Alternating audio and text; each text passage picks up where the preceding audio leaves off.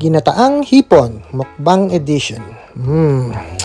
Sarap po nito, luto ng biyanan ko. With some rice and jalapeno peppers. Guys, join me. Let's eat some shrimp. Yan, gusto ko po talaga kumain na may sili. Mga ganyan may gata. Ako po pag nakain talaga ng hipon, hindi lang po sip-sip ang ulo. Talagang kain, kahit ulo kakainin.